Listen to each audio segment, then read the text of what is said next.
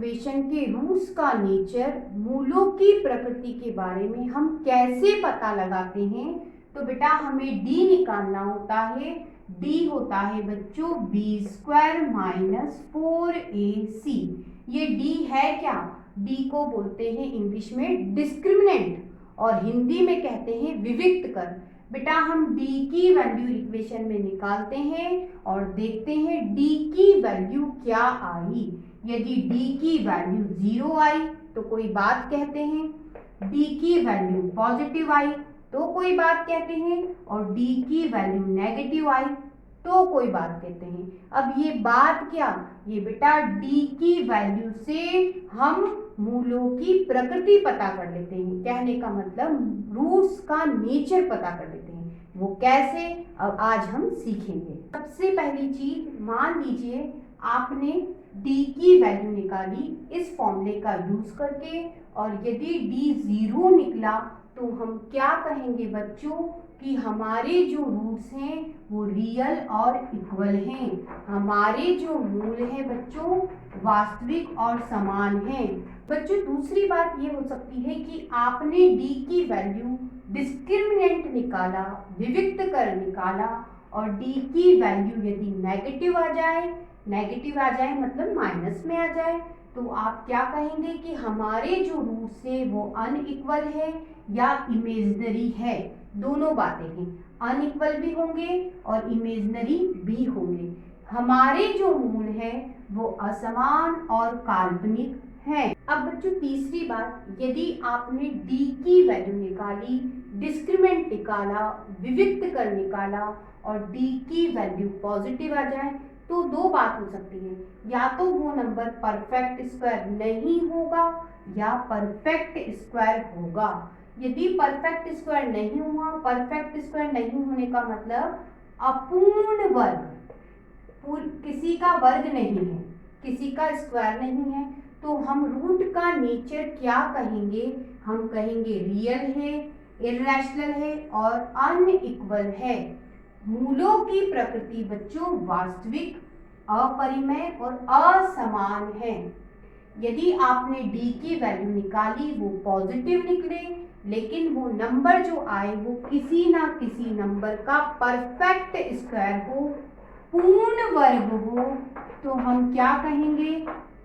हम कहेंगे कि रूट का नेचर रियल है, रैशनल है और अनइक्वल है। हिंदी में वास्तविक, परिमेय और असमान है। अब हम बच्चों मूलों की प्रकृति निकालेंगे, नेचर ऑफ रूट्स निकालेंगे। कैसे? ये आपको क्वाड्रेटिक इक्वेशन दे रखी है। हम क्या करेंगे? इसका स्टैंडर्ड इक्वेशन से कंपैरिजन करेंगे, व्यापक समीकरण से कंपैरिजन। वो होता है ax² plus bx plus c equal to 0। बेटा x² के साथ कोई नंबर नहीं लिखा मतलब 1 लिखा है। कंपैरिजन करोगे तो a इक्वल टू 1 है बच्चों, और b इक्वल टू 4, और बच्चों c इक्वल टू है 4। अब हम क्या निकालेंगे? डिस्क्रिमिनेंट d निकालेंगे, तो उसका फॉर्मूला क्या होता है? b² minus 4ac। b की जगह बच्चों 4 लिखा, a की जगह 1 लिखा और c की जगह भी 4 लिखा। तो बेटा 4 का स्क्वायर ये 16 हो गया, और ये 4 इंटू 4 भी 16 हो गया। कितना आया? 0। d की वैल्यू निकाली और वो आई आपकी 0। इसका मतलब आपको d 0 मिला। इसका मतलब रूट क्या हुए बच्चों? रियल और इक्वल। हिंदी में बोले वास्तविक और समान मूल हैं। में क्वाड्रेटिक इक्वेशन दे रखी है, आपसे नेचर ऑफ रूट्स पूछा है, मूलों की प्रकृति पूछा है। स्टैंडर्ड इक्वेशन से कंपैरिजन करें, क्या होती है standard equation? ax² plus bx plus c equal to 0। बच्चों x² के साथ कुछ नहीं लिखा मतलब 1, x के साथ कुछ नहीं लिखा मतलब 1। कंपैरिजन करेंगे दोनों इक्वेशन का, तो a इक्वल टू पता चला 1 बच्चों, b इक्वल टू पता चला 1, और बेटा c इक्वल टू पता चला 1। अब हम क्या निकालेंगे? अब हम डिस्क्रिमिनेंट निकालेंगे, विविक्त कर। तो उससे नेचर पता चलेगा। क्या है फॉर्मूला डी का? B square minus 4ac। B की जगह बेटा मैंने 1 रखा, 4, ए की जगह 1 और बच्चों सी की जगह 1।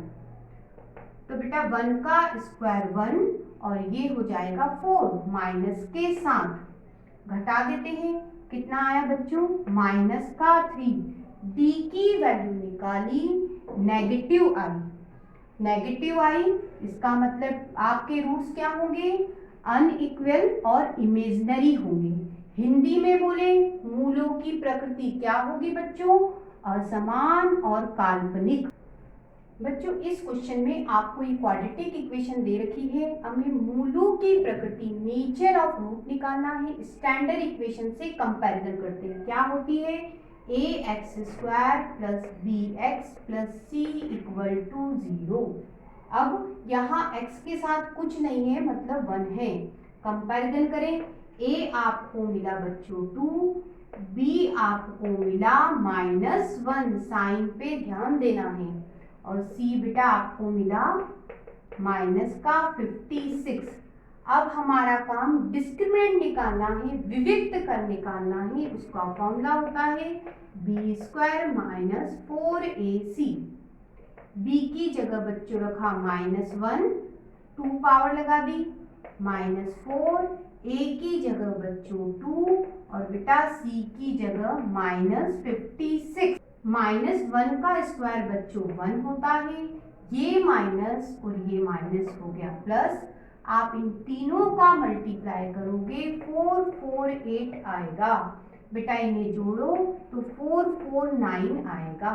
आप ध्यान दीजिए d की वैल्यू पॉजिटिव आई है, तो बेटा d की वैल्यू पॉजिटिव है।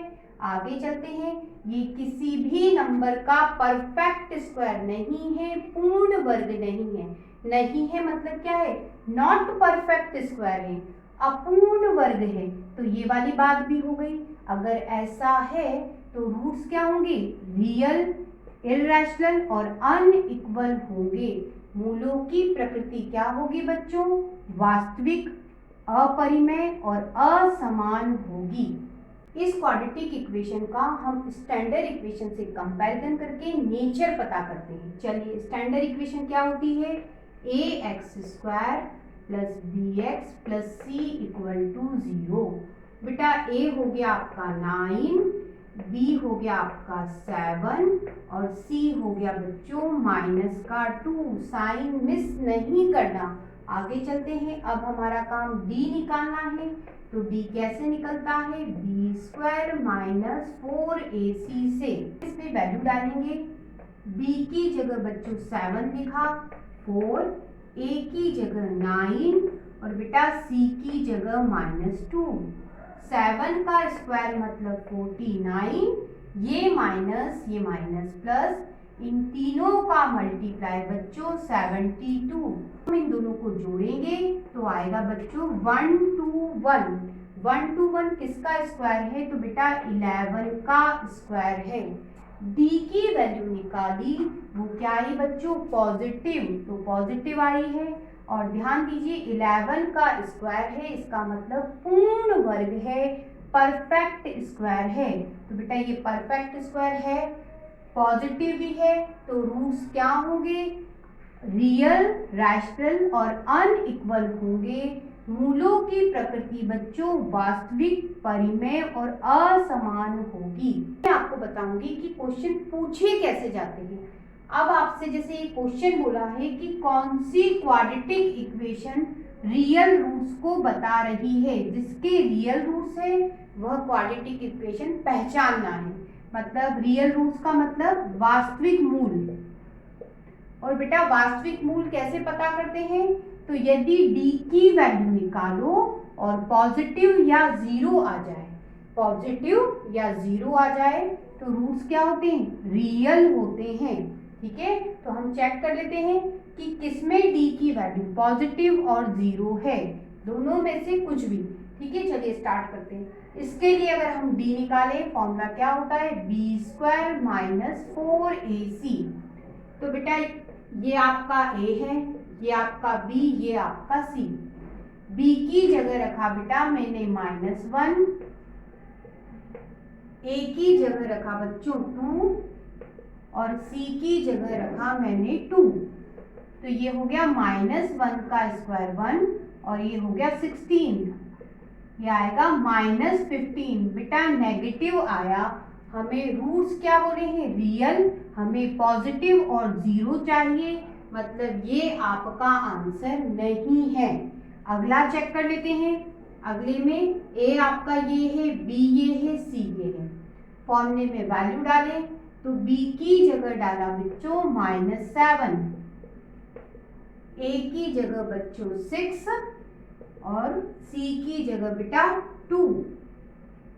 माइनस का स्क्वायर प्लस होता है, 7 का स्क्वायर 49 और इन तीनों का मल्टीप्लाई 48।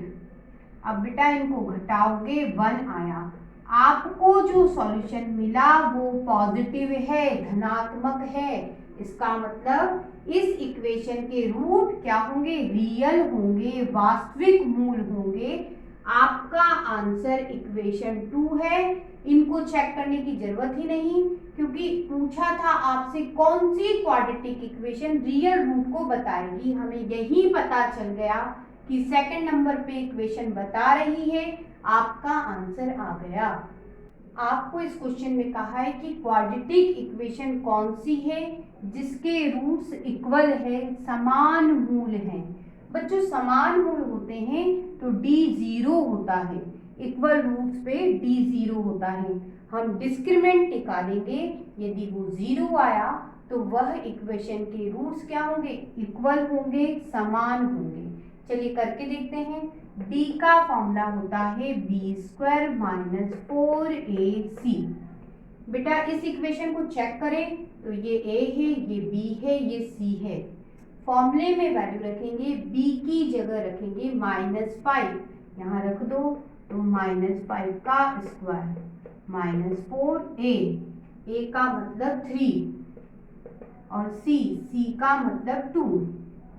बच्चों माइनस का स्क्वायर प्लस होता है, 5 का स्क्वायर 25, इन तीनों का मल्टीप्लाई 24, घटाओगे 1 आया। आपको जो वैल्यू मिली वो 0 नहीं है, और 0 नहीं है मतलब इसके रूट्स समान या इक्वल नहीं है, आपका आंसर ये नहीं होगा। दूसरी इक्वेशन चेक कर लेते हैं। दूसरी इक्वेशन क्या है बच्चों, ये है, बी ये है और सी ये है।